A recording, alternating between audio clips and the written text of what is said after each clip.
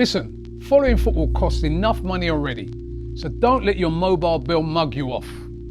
Rocket Mobile gives you unlimited everything for £16 a month. No nonsense. Powered by Vodafone and Free, plus exclusive content and prizes when you switch on over.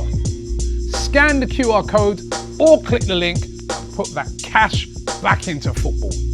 Welcome back to AFTV. I'm here with Ben. Ben, you were at the game.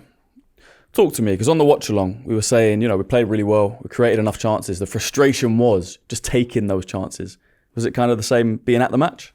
Yeah, I think Brighton, I was never really worried until they got the goal. And after they got the goal, the momentum really sort of swung back in their favour, But until then, I didn't look at the stats, but I don't even think they had a shot even on goal, let alone on target, until the two that obviously one cannon off the post and the rebound went in the back of the net. So before then, I think we were fully in control, and after that, it was shaky. But yeah, 3 points and it's on to Aston Villa. So 100%. Before the game, we saw, Jury and Timber mysteriously out of the squad. No one knows why. Arteta comes out and says it's, just precautionary, managing his minutes. And Calafiori gets injured in the warm-up. So two of our, what we expected to be starting back four has changed.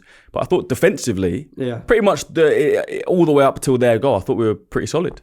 Yeah, well, you got to give credit to Rice as well, playing what looked to be, for him anyway, a new role coming in at right back, sort of coming into midfield at times. But he was one of our best players on the pitch. I mean, he always is, isn't he? But he was one of our best players on the pitch. And as I said, until they got the goal, they didn't threaten whatsoever. I think we kept all of the ball, really. And then after that, it was, we're on the ropes a bit. We weathered the storm. And I thought the last 10 minutes of the game, we managed the game really well, because I think out of the last the last 10 minutes, out of the 8 minutes of that, we sort of kept the ball, whether it was in the corner or just playing it around the pitch, and limited the chances that Brighton had the opportunity to create. Yeah, let's go to the very first minute of the game. Trossard puts a nice ball around the corner. Yeah. Victor Gyökeres, a very clear-cut chance. I'm saying you should have dinked it over the keeper because the keeper's out. Other people saying just smash it. What's your view on that? He's got to be doing better. Anything but what he did do, to be honest.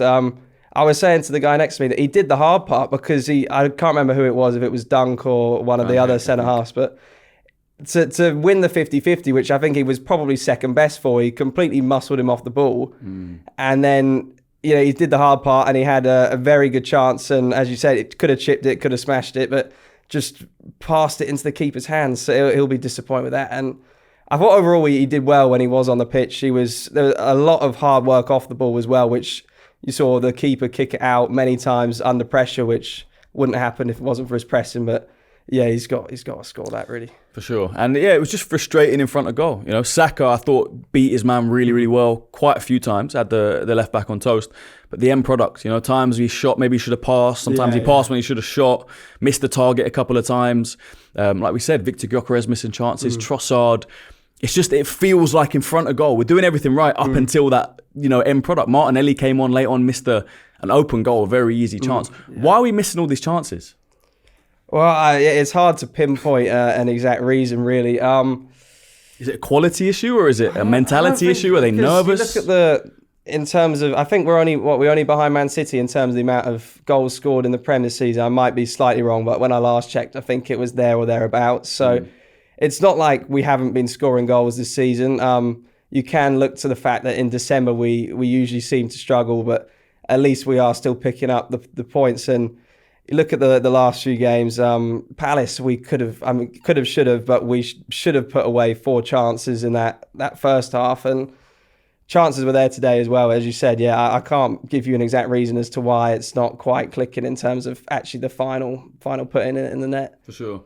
One player I thought actually performed today was Martin Odigard. Really good goal. Good to see him kind of dominating the midfield again. What do you make of him?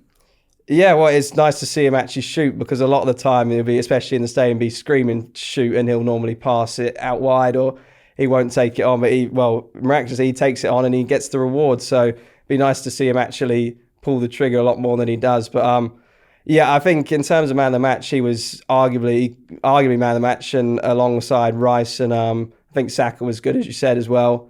And Kenya was saying Raya with that fantastic save, to probably come on to that, but that was huge as well. But Odegaard, definitely, really good captain's performance from him. Talk to me about that Raya save, because on TV it looked incredible. Behind it as well. So I was worried when it left. Was it Minter, his foot? Yeah, I was worried when it left his foot, but he was already wheeling away. He thought he'd scored. Yeah, well, I mean, that shows how good a save it was, really, if he was already off in celebration. But it's massive because that's the difference between potentially drawing the game and winning it, which obviously we come out with the 3 points and he's got to take big credit. And Sure.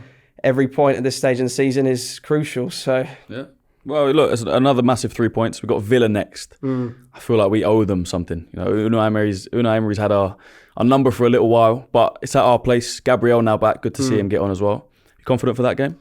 yeah, I'm hoping Gabriel can start, but obviously it's a sort of toss-up in between whether you want to risk starting him in a match of that intensity, having only played 20 minutes or however many it was today. But yeah, I'd say I'm confident might be a stretch. They're in fantastic form. I don't know how they're getting on against Chelsea right now. It's 0-0 when I last looked, but what is it, like 11 straight wins in all competitions they're flying, so it's going to be hard. But I think if we want to lift the league title come the end of the season, these are the games you've got to win, and this is a chance for Arsenal to make a real statement. That's all, mate. Cheers.